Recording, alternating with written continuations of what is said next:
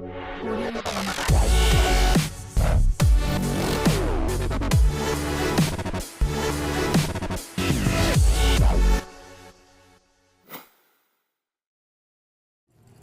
Yo, what's going on, man?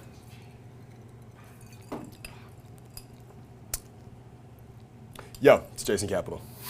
I said yo twice. So welcome back to day 40. All right, we're almost there. We're so close. Let's keep going. So yesterday we talked a lot about exclusivity. We went deep into it. We talked all the different ways it works, why it works, the hierarchy.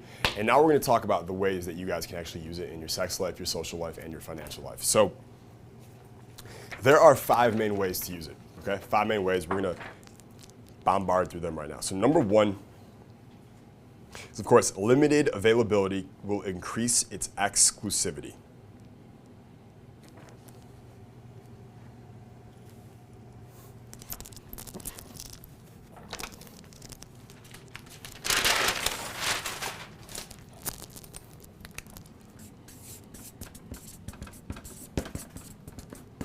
Okay, limited availability will increase its exclusivity. If there's only a certain amount, that naturally means everyone can't have it.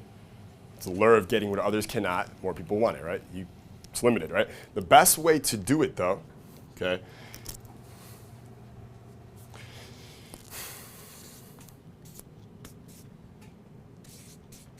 there's two best ways to do it, of course, are through social proof or scarcity, okay? So there's a limited availability of something, but the reason why, right? We talked about the reason why in module 11 a ton.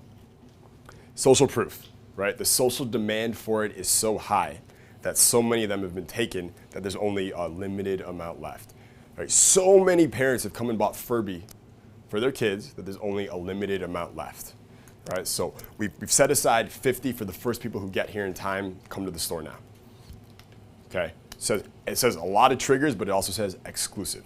Okay, the other way to do it is just through scarcity, right? Just through general scarcity. There's only a limited amount that we can make, and that's it, right? It's scarce. When it is scarce, it is naturally exclusive, all right? So that's number 1. Number 2, okay, and this is one a lot of companies use, is price. Pricing can increase exclusivity, and it often does simply by charging more. Okay, by charging more. When I work with clients who need help only with their business practices and getting more clients or getting more money out of those clients or increasing transaction frequency with those clients,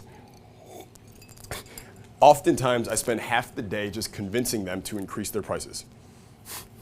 It takes 2 minutes for them to send an email to their web guy or to change it at the office or whatever it is. But it takes 4 hours for me to convince them that they should just double their prices. Well, no, my clients will go crazy. Yeah. 1/3 of them will leave you, but the other 2/3 will stay. They'll be better, more compliant clients, right? Because they're paying more, so they value you higher. And you'll make more money because you're charging twice as much. So you don't even need to deal with as many fucking assholes, right? You got rid of the fucking tire kickers, and now you got the best people. I spend 4 hours convincing them of this, and it works, okay? It totally works. But they don't want to do it. People don't want to do it. But when you have a high price, it's automatically exclusive. What is the most expensive handbag out there? What brand? What is it? Hermes. How much? A lot. 70.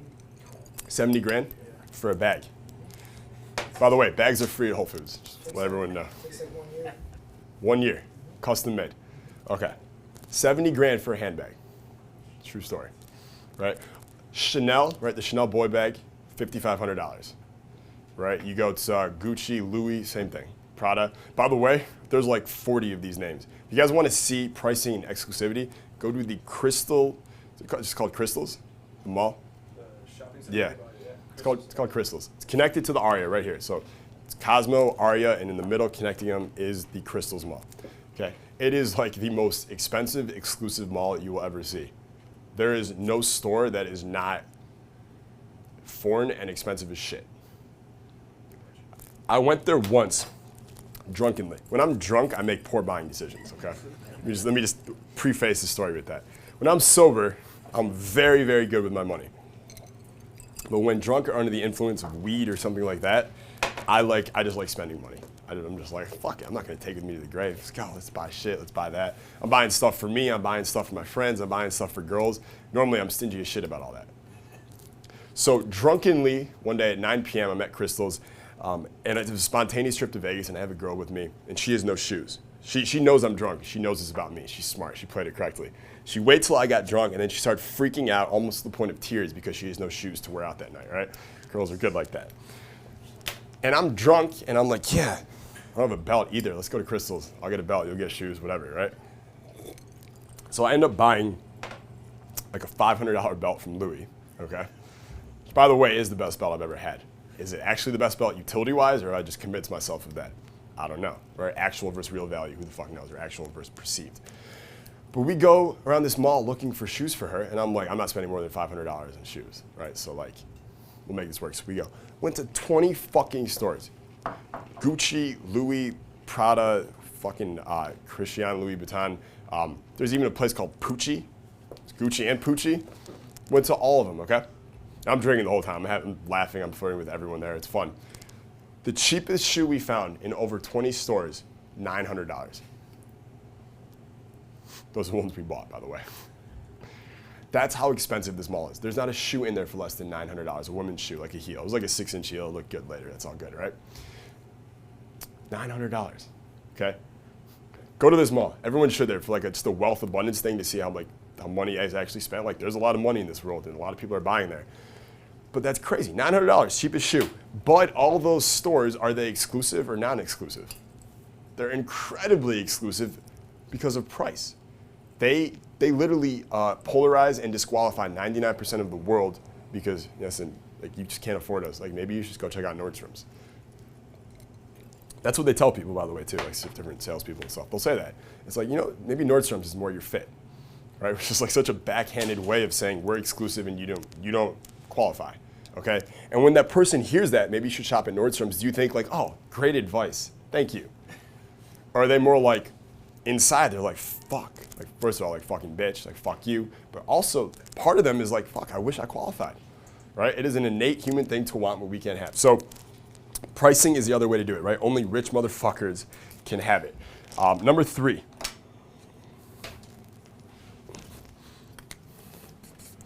Must be accepted. You set this up on the outside of your business, of your group, of the membership, whatever it is, okay? I know doctors, actually it's a dentist who's a dental practice in Virginia. He has multiple ones, multimillionaire, really successful. You have to apply to be a patient of his. Full, thorough application process, takes like 2 weeks, okay? Now, 99% of people would be like, why the fuck would I apply and fill out a whole form of stacks and do all these things that they want me to do just to be his patient, right? But wealthy people with a lot of money, they actually like that. Because in their mind, they go, he must be the best. And wealthy people only want the best, okay? So he's the only one. 99% of dentists are just like, yes, we'll take anybody. And he's like, no. Like, we have an extremely exclusive clientele base. You have to qualify. Who seems more valuable? Who seems like the better dentist, right? And best of all, once they actually qualify, they're so happy to have gotten into the group. Do you think they have a problem paying 6 times as much for his work? No, they're just happy as fuck they made it in. And best of all, they're happy to pay that much because now they can tell their friends that they go to that dentist. They're like, yeah, I live in Chicago, right? But I fly to Virginia for my dentist because he's best in the world. Like, I just value my teeth really highly. Like, I don't know about you, but you know, my smile is important to me. It's like, fuck you, right? So must be accepted is great. Right? Must be accepted is great. That's what Quib uses also, okay? And number 4 is, we call it in-house hierarchies.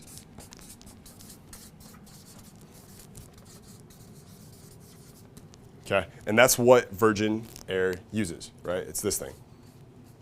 There's a hierarchy inside the business for the customers. Virgin, silver, gold, platinum, okay? Silver, gold, platinum. So what they do is when you buy a plane ticket the first time, they don't say, hey, would you like to join our rewards program? They use commitment and consistency on you, and they did a research by this on them, by the way, and they used to do it the first way where they would ask you, hey, do you want to be a member? Where now they just put you in the membership, right? They put you in the membership, but then they oh so eloquently let you know, by the way, you're a member, but you are at our lowest level right now, okay? So most people unconsciously are like, well, fuck that, I got to move up. So they start buying more, or if the choice is Virgin or Delta or American and they know that they're here with Virgin, they just keep buying Virgin. Keeps them in the system, keeps them focused on just ascending through in-house. In-house hierarchy, okay? Like if I ran a nightclub, I don't know why nightclubs don't do this, I would gather everyone there. So we have GA, right? Someone at a table, someone who buys tables, right? Or who put the credit card down or whatever. I would introduce a higher level, I would have higher levels there.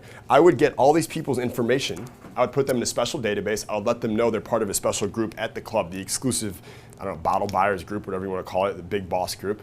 Right? You make them feel special, right? And then you send them, I don't know, a monthly email with pictures of what's been going on at the club and pictures of hot girls and parties that they missed out on, right? And then you'd send them special deals like, hey, I just know you like this DJ or this party.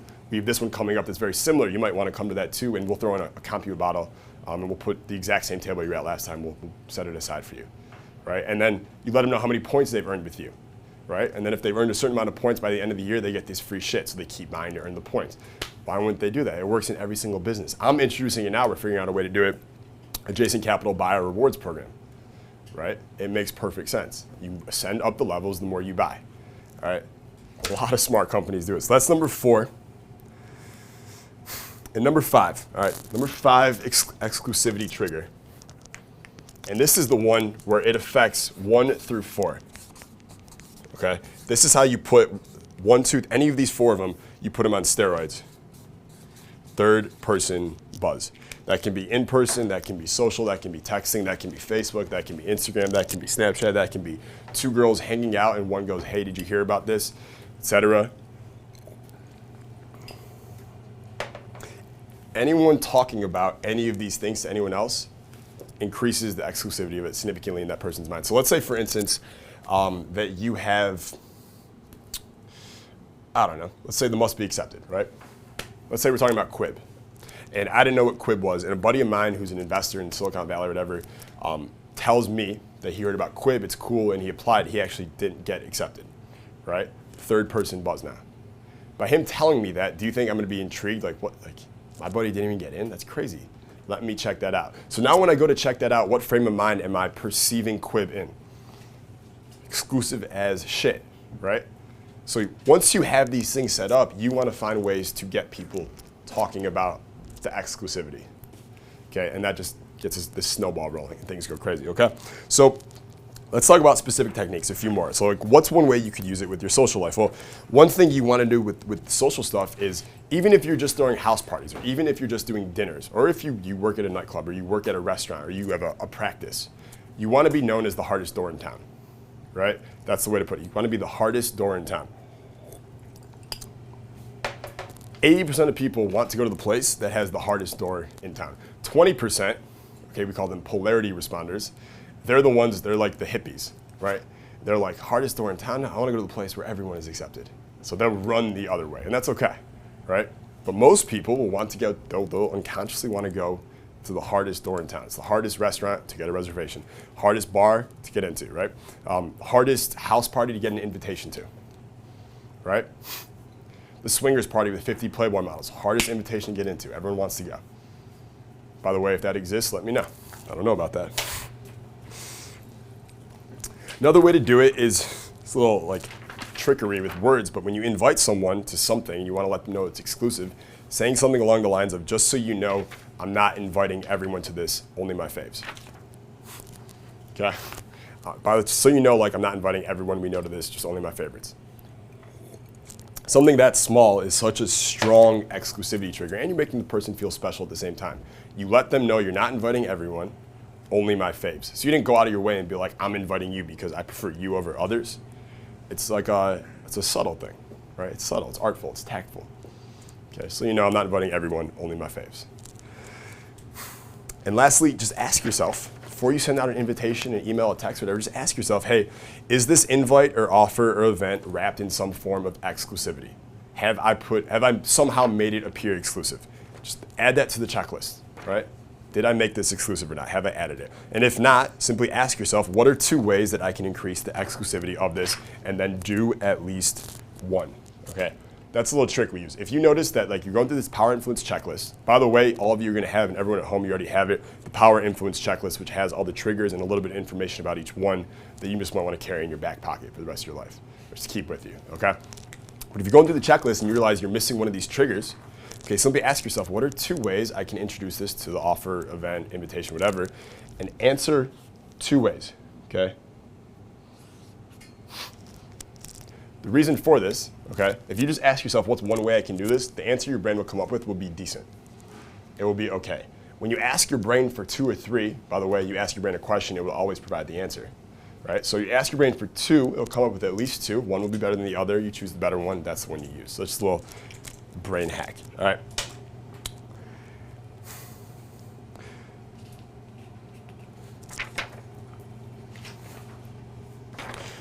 So what about with females? Okay, what about with females?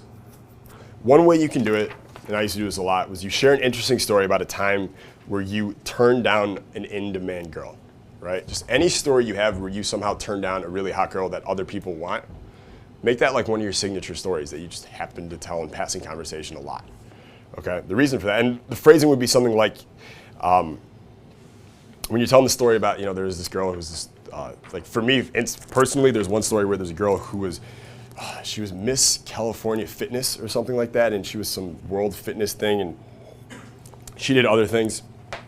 She's a little older now. But I turned her down just because it wasn't the right timing, and there was another girl I liked more there, etc. But to tell another girl that you turned out like a Miss Fitness California or whatever, sounds pretty cool, right? And you do it in not like an asshole way, but the way I would phrase it is something along the lines of, you know what, I'm just like a little picky, like a little bit of a challenge. I guess, I don't know. Like most hot girls think they can just like get any guy they want. And I'm like, nah, like you can't just get me. Like you're gonna have to work a little bit for this one, right?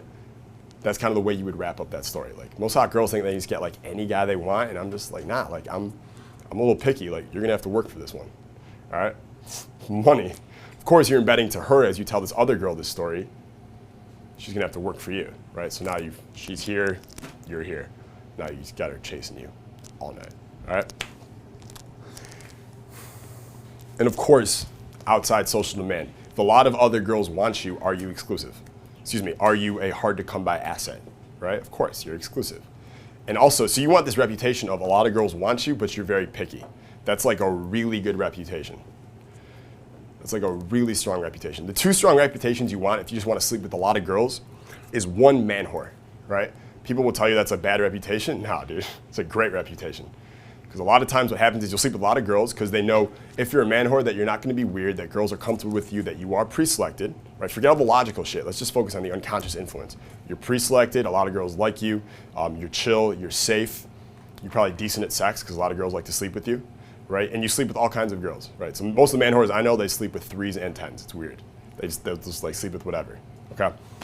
But also, you'll get girls, if that's your reputation, the minute they break up with their boyfriend and they're pissed and they get drunk the first night, who do you think they're calling? The rebound bang.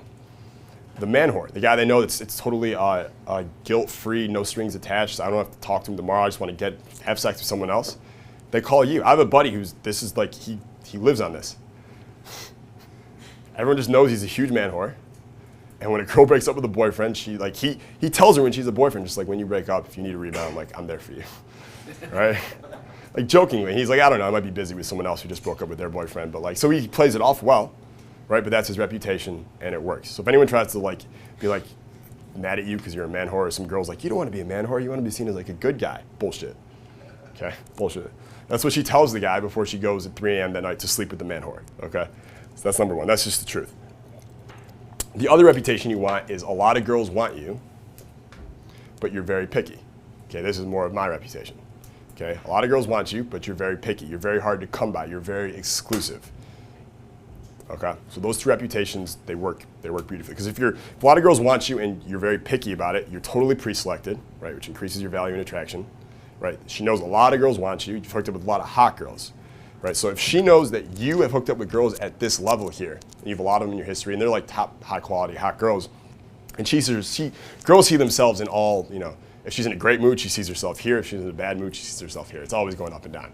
But if she knows she's in this range and the girls you've hooked up with are near the top of her range, right, she's automatically attracted to you. She can't help it. She's like, damn, he hooks up with like those girls. Like, why would he even pick me? Like, he must have his pick of the litter, right? And then she finds out you're picky. That's like their dream, right? That's like their dream. Like, damn, every girl wants him, but they can't have him. I want that guy. Okay, so those are the two reputations. What about with business and money? Exclusivity in business and money. So we talked about a lot of them. Having a buyer's club would be very powerful for anyone. You can find a way to introduce it to your clients, to your business, to your online business, whatever it is. Just have some incentives program or buyer's program, something where they move up the hierarchy.